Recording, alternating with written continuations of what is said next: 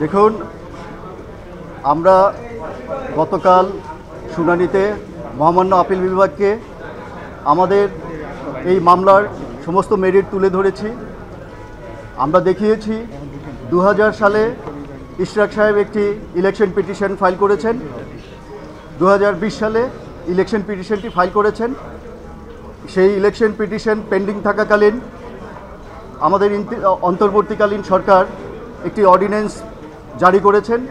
জারি করে সেই অর্ডিন্যান্সের কনসিকুয়েন্সে সকল ইলেক্টেড মেয়রকে রিমুভ করেছেন এবং নতুন করে অ্যাডমিনিস্ট্রেটর নিয়োগ করেছেন।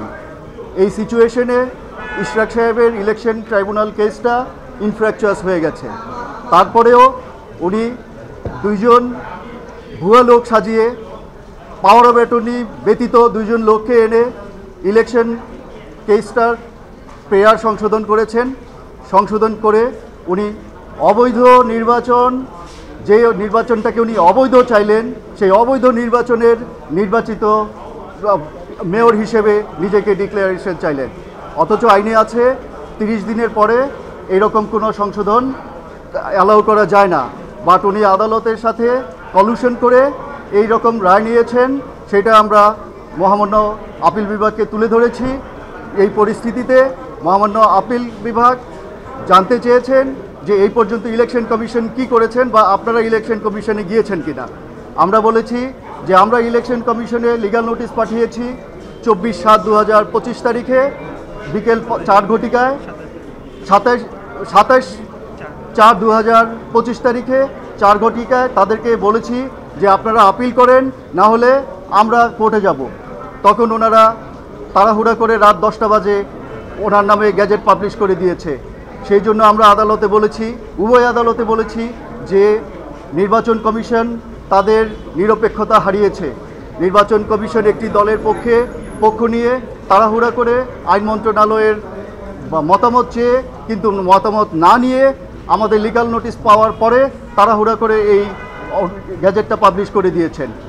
তারপরে মাননীয় আদালত গতকাল আমাদের শুনানি মুলতবি করে ইলেকশন কমিশনকে ডেকেছেন। আজকে ইলেকশন কমিশনের লয়ার এসেছিলেন।